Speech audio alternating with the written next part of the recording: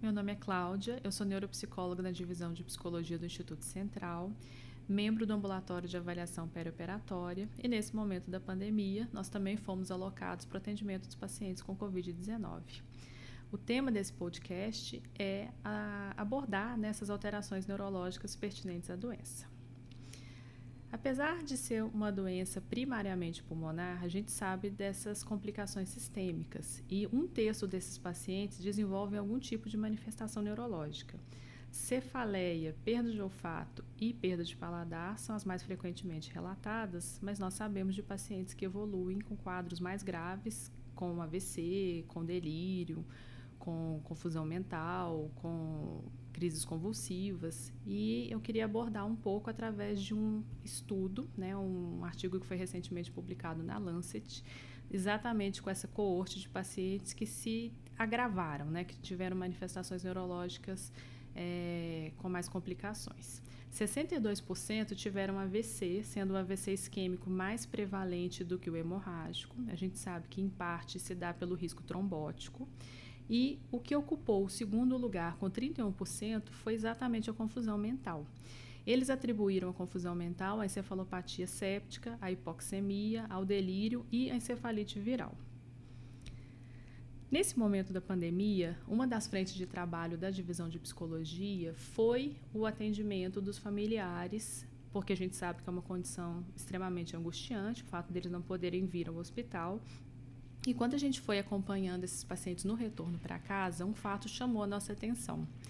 Tinha uma parcela que apresentava algum grau de confusão mental, bem sugestivo de um quadro de delírio.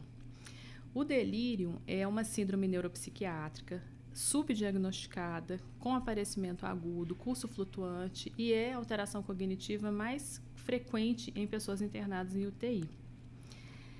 Diante dessa observação, a gente propôs algumas sugestões que visassem uma organização da rotina desse paciente, entre elas o que a gente chama de medidas não farmacológicas, entre elas o estabelecimento de uma rotina com horários mais regulares, inclusive para sono, a utilização de relógios e calendários em locais visíveis e uma atividade que seria atualizar o paciente de fatos importantes tanto no âmbito familiar quanto na cidade, no mundo, para que ele tivesse uma noção do que se passou nesse tempo da internação. Também, para estimular a autonomia do paciente, a gente sugeria que eles criassem um checklist que o próprio paciente pudesse controlar as atividades que ele fez no dia. Então, um exemplo, ele tinha que fazer o pagamento de uma conta, então era uma forma dele se lembrar dos compromissos. Lembrando que boa parte dos pacientes com Covid estiveram um tempo prolongado em UTI e podem desenvolver a síndrome pós-cuidados intensivos, que cursa com sintomas psiquiátricos, disfunção cognitiva e dependência funcional, prejudicando a qualidade de vida tanto do paciente quanto dos familiares. De fato, os efeitos da Covid-19 são ainda pouco conhecidos e, por isso, precisamos de dados longitudinais. Entretanto, o acompanhamento telefônico ele se mostrou viável para o segmento desses casos e, além disso, uma forma de contribuir para que esses pacientes retornem o mais rapidamente possível à vida normal. Então, é isso que eu tinha para dizer para vocês. Muito obrigada.